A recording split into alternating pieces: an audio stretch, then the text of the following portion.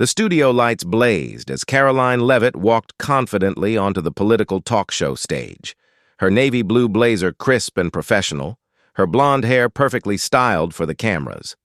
At 26, the youngest White House press secretary in history had faced tough crowds before, but nothing could have prepared her for what was about to unfold. The audience of 200 people buzzed with anticipation, phones already recording, sensing they were about to witness something extraordinary. Across from her sat Congresswoman Jasmine Crockett, a 43-year-old civil rights attorney turned politician, her expression calm, but her eyes sharp as steel. Crockett wore a simple black suit that spoke to her non-nonsense approach to politics. Her posture relaxed, yet alert like a seasoned trial lawyer preparing to cross-examine a hostile witness. The contrast between the two women was striking and symbolic. Leavitt represented the new generation of conservative politics.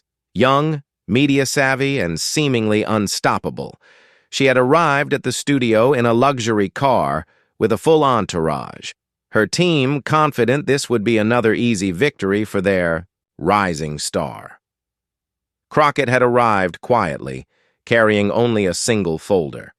But those who knew her recognized the calm before the storm.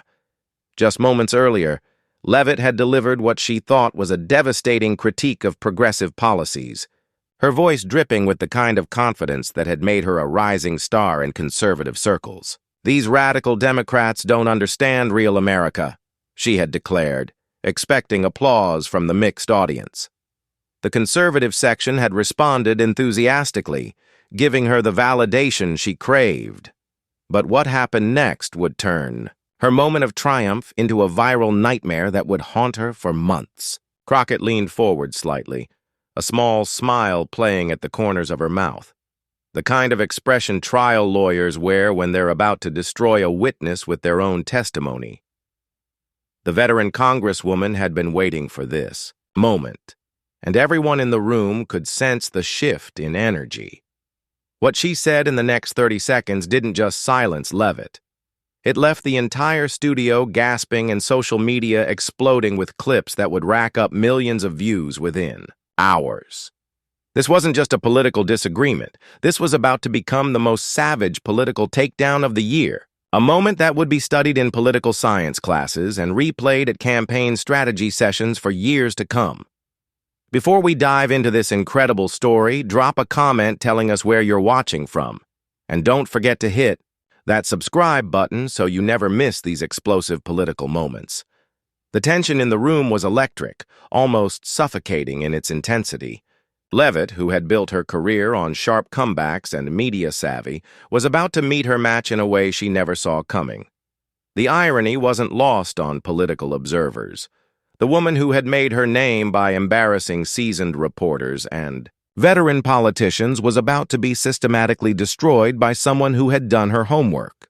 What started as a routine political debate was about to turn into a masterclass in how one perfectly timed response could destroy a rising political star's reputation in real time, creating a cautionary tale that would echo through political circles for decades. To understand the magnitude of what was about to happen, you need to know exactly who these two women were and why this confrontation mattered so much.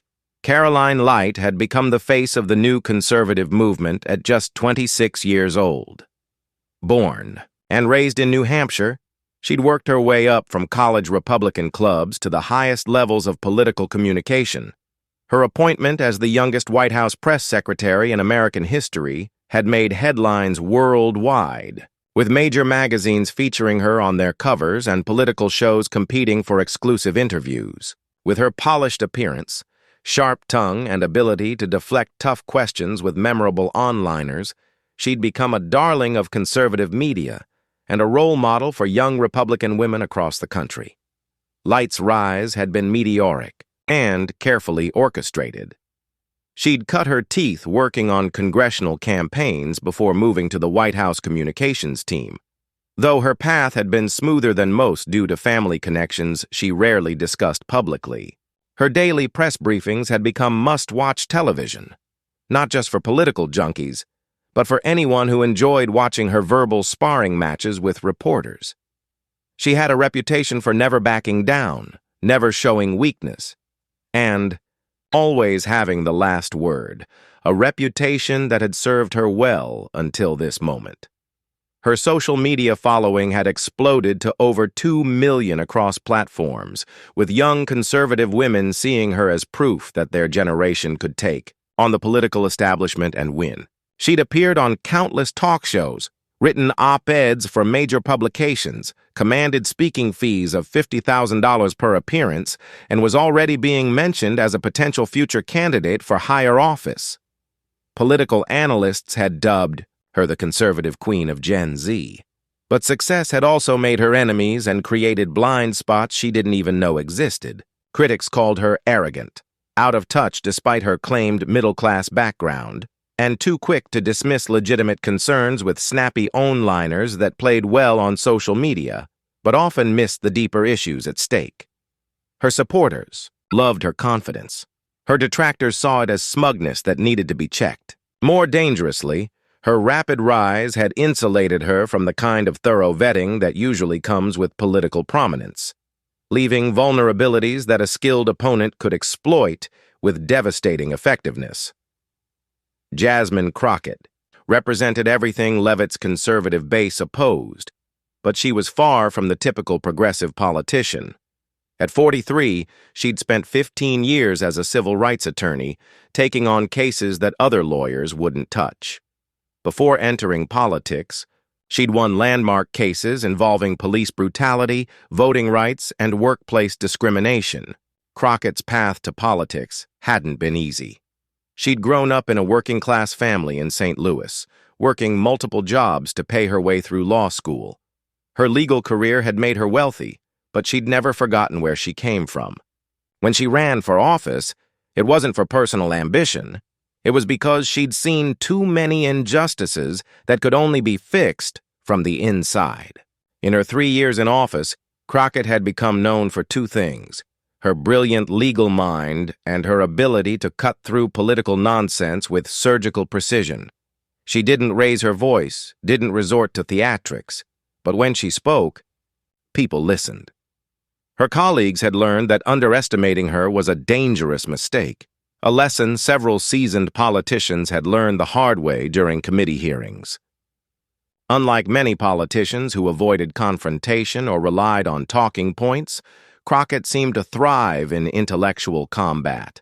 She'd made her reputation by asking the questions that made powerful people uncomfortable by digging into details that others preferred to ignore.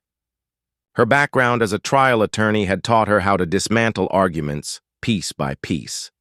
And she brought that same methodical approach to political debate. She never attacked without ammunition, never made claims she couldn't prove, and never entered a battle she wasn't prepared to win decisively. The stakes couldn't have been higher. This wasn't just any political talk show. It was being broadcast live to millions of viewers during prime time. Both women knew that moments like these could make or break political careers. For Leavitt, it was a chance to prove she could handle any opponent, regardless of their experience or reputation. For Crockett, it was an opportunity to show that the new generation of conservative stars wasn't as formidable as they pretended to be. The show's format was designed for conflict.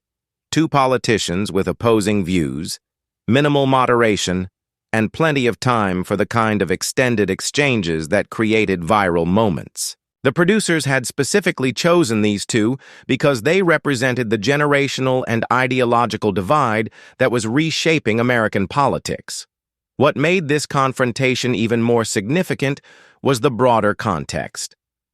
Conservative media had been promoting Leavitt as the future of the movement, while progressive outlets had been highlighting Crockett as a rising star who could challenge anyone. This wasn't just about these two women.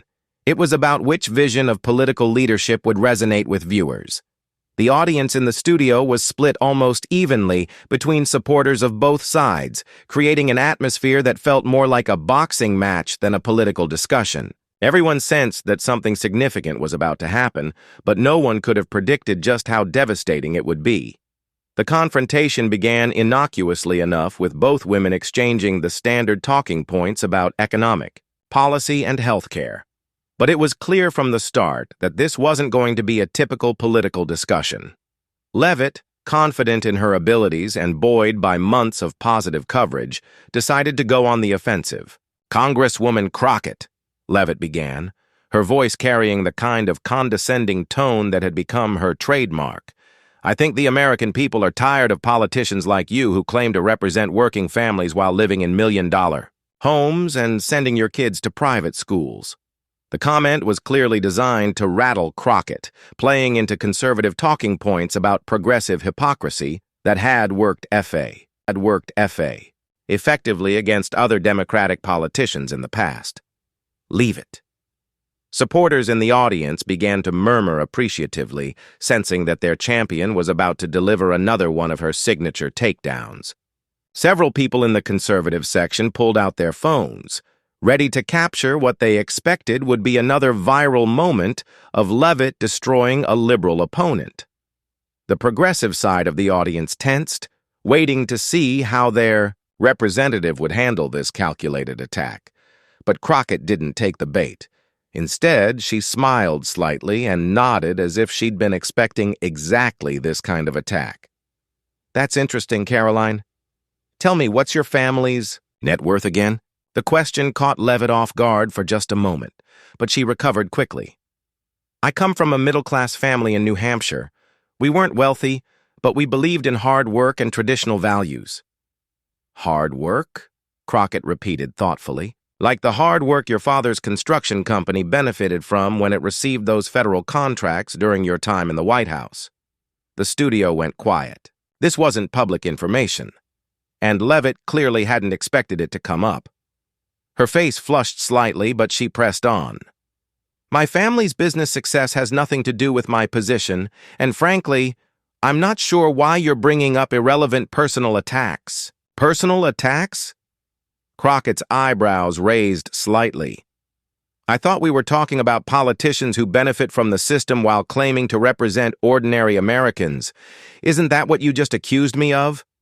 The audience began to sense that something was shifting. Leavitt, who usually controlled these kinds of exchanges, suddenly seemed to be playing defense.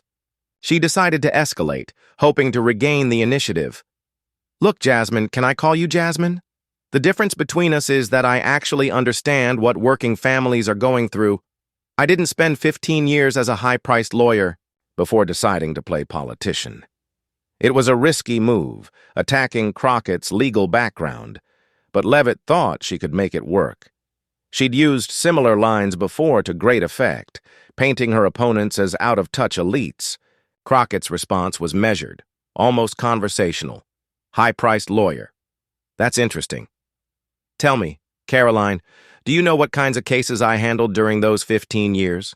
I assume the kind that made you wealthy enough to afford your current lifestyle," Leavitt shot back, thinking she'd scored a point. "Civil rights cases," Crockett said simply, "mostly pro bono. Police brutality, voting rights, workplace discrimination, the kind of cases that don't make you rich but might help working families get justice." The comment hung in the air like smoke. Leavitt realized she'd walked into a trap, but it was too late to back down now. "That's all very noble, but let's talk about your voting record.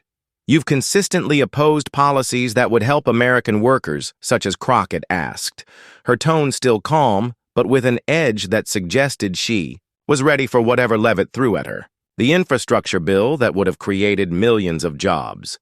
The Energy Independence Act that would have lowered gas prices. The border security measures that would have protected American workers from unfair competition." Leavitt rattled off the talking points with practiced ease, but something in Crockett's expression suggested she was walking into another trap. "Interesting," Crockett said. "Let's talk about that infrastructure bill.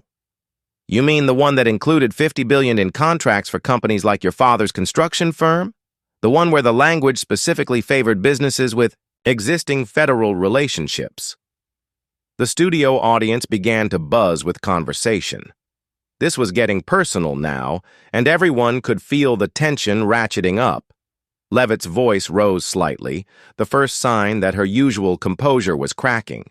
My family's business has never received any special treatment, and I resent the implication that I'm not implying anything, Crockett interrupted smoothly. I'm stating facts. Would you like me to read from the contract documents? The threat was clear, and Leavitt realized she was in serious trouble. But instead of retreating, she doubled down, making the mistake that would ultimately destroy her. You can try to distract from your own record with baseless accusations, but the American, people see through politicians like you. You claim to care about justice, but you've never held a real job in your life. You went straight from law school to a fancy law firm to Congress. You don't know what it's like to struggle. The attack was personal and vicious, crossing the line, from political debate into character assassination. Leavitt's supporters cheered, thinking she'd delivered a knockout blow.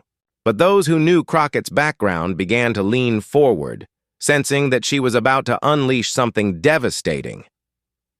Crockett sat back in her chair, her expression unreadable. The silence stretched for what felt like forever, the tension in the room becoming almost unbearable. When she finally spoke, her voice was quiet but clear enough for everyone to hear. Never held a real job. She repeated slowly as if testing the words. That's fascinating, Karoline. Really fascinating. What happened next would be replayed millions of times across social media, analyzed by political commentators, and remembered as one of the most savage political takedowns in television history. Crockett leaned forward slightly, her hands folded calmly on the table. When she spoke, her voice carried the kind of quiet authority that came from years in courtrooms, facing down hostile witnesses and judges. Let me tell you about real jobs. Karoline, she began, her tone conversational but with steel underneath. When I was 16, I worked the night shift at a fast food restaurant to help my mother pay rent after my father left us. I got home at 2 a.m. and was up again at 6 a.m. for school. The studio had gone completely silent. Even Leavitt seemed to sense that something significant was happening. When I was in college, I cleaned office buildings from midnight to 6 a.m. to pay for textbooks. I scrubbed toilets, emptied trash cans, and vacuumed floors while people like you were sleeping in dormitories your parents paid for. Leavitt's face was beginning to pale, but Crockett wasn't finished. In law school, I worked 3 jobs. I tutored students during the day, waited tables at night, and did data entry on weekends. I graduated with $180,000 in debt because I didn't have a family construction business to fall back on. The audience was hanging on every word now, and Leavitt looked like she wanted to disappear into her chair. But let's talk about those 15 years as a high-priced lawyer, Crockett continued, her voice gaining strength. Do you know what my first case was? Representing a janitor who was fired for trying to organize his co-workers. I worked that case for 2 years and made exactly 0 because he couldn't afford to pay me. She paused, letting that sink in before continuing. My second case was a single mother who was sexually harassed by her supervisor. The company had lawyers from 3 different firms. She had me working out of a borrowed office eating ramen, noodles for dinner so I could afford to take her case to trial. Leavitt tried to interrupt, but Crockett held up a hand. I'm not finished, she said, and the authority in her voice made it clear that interruption wasn't an option. You want to talk about real jobs? I represented a factory worker who lost his arm in an accident because his company ignored safety regulations. I fought for 3 years to get him compensation while he lost his house and nearly lost his family. The emotional weight of her words was affecting everyone in the studio. Several audience members were visibly moved, and even some of Leavitt's supporters looked uncomfortable. I represented families whose children died because a chemical company dumped toxic waste in their water supply. I represented elderly people who were kicked out of nursing homes because they couldn't afford to pay. I represented veterans who were denied benefits they'd earned with their blood. Crockett's voice never rose above a conversational tone, but the passion behind her words was unmistakable. So, When you sit there in your designer suit talking about how I don't understand real jobs or real struggle, you're not just wrong. You're insulting every person I've ever fought for. The audience erupted in applause, but Crockett wasn't done. But let's talk about you, Karoline. Let's talk about your real job experience. She pulled out a folder that had been sitting beside her the entire time. You graduated from college and immediately got a job on a political campaign, not because of your qualifications, but because your family donated $50,000 to that candidate. Leavitt's eyes widened in shock. This information wasn't supposed to be public. From there, you moved to another campaign, then another. Always politics, always funded by family connections. When did you work a real job, Karoline? When did you ever punch a time clock or worry about making rent? That's not fair, Leavitt stammered. Her composure completely shattered. Political work is real work, is it? Crockett asked. Because according to your financial disclosure forms, you've been receiving a $3,000 monthly allowance from your family trust fund since you turned 18, even while you were working in the White House. The revelation hit the studio like a bomb. Leavitt's face went from pale to bright red as she realized the magnitude of what had just been exposed. How do you have that information? She whispered. It's public record, Crockett replied, calmly. Available to anyone who knows where to look. Which brings me to my next point. She opened the folder and pulled out several documents. You've been criticizing me for living in a nice house and sending my children to private school. Let's talk about your living situation. Leave. It looked like she was about to be sick. You live in a $8 million townhouse in Georgetown. Not on your government salary, obviously. According to the deed, it was purchased by something called the Leavitt Family Trust 3 months before you started working at the White House. The audience gasped audibly. This was turning into a complete destruction. But here's my favorite part, Crockett continued, her voice taking on an almost conversational tone. You've been criticizing progressive politicians for being out-of-touch elites while you've been attending $500 per plate fundraising dinners at country clubs your entire career. She held up a photograph. This is you last month at the Metropolitan Club, eating caviar and drinking champagne while giving a speech about understanding working-class values. The image on the screen showed Leavitt in an elegant gown surrounded by wealthy donors in formal wear, champagne glass in hand. The ticket price for that event was $1,000 per person. The average worker in America would have to work 2 weeks to afford one ticket to hear you talk about how you understand their struggles. By now, Leavitt looked completely defeated. Her usual sharp responses had been replaced by stammered denials and weak protests. But wait, Crockett said. There's more. She pulled out another document. Let's talk about that infrastructure bill. You mentioned the one you said I opposed because I don't care about American workers. I didn't say you don't care. Leavitt tried weakly. You implied it. Crockett cut her off. But here's what you didn't mention. I voted against that bill because it included a provision that would have eliminated environmental protections for construction projects like the ones your family's company specializes in. The final blow was delivered with surgical precision, each word carefully chosen for maximum impact. You attacked me for opposing a bill that would have made your family millions of dollars while poisoning the communities where actual working families live. You sat in those committee hearings knowing your family stood to benefit financially. And you have the audacity to question my commitment to working people. Crockett paused, letting the weight of the accusation sink in before delivering her knockout punch. That's not just hypocrisy, Karoline. In some circles, we'd call that corruption. The word corruption hit the studio like a thunderbolt.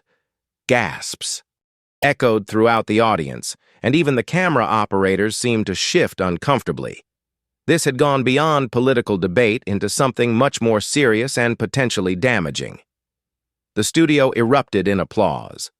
But this time it wasn't, just from one side. Even some of Leavitt's supporters were clapping, swept up in the sheer brilliance of Crockett's systematic destruction of her opponent's credibility. The applause seemed to go on forever, with people rising from their seats in a spontaneous standing ovation. Camera operators zoomed in on faces in the crowd, some shocked, some delighted, some recording everything on their phones. The moderator looked stunned, clearly realizing that television history was being made in real time. Leavitt sat in stunned silence, completely unable to respond. The young woman, who had built her career on quick comebacks and sharp rhetoric, had been reduced to speechless embarrassment on live television. So, to answer your original question, Crockett concluded, "Yes, I do live in a nice house. I earned it by working 3 jobs through school and then spending 15 years fighting for people who couldn't fight for themselves. And yes, my children go to private school. I pay for it with money I earned representing families whose children were poisoned by companies that put profits over people." She leaned back in her chair, her work complete. "Any other questions about my qualifications, Karoline?" The silence that followed Crockett's devastating takedown seemed to last.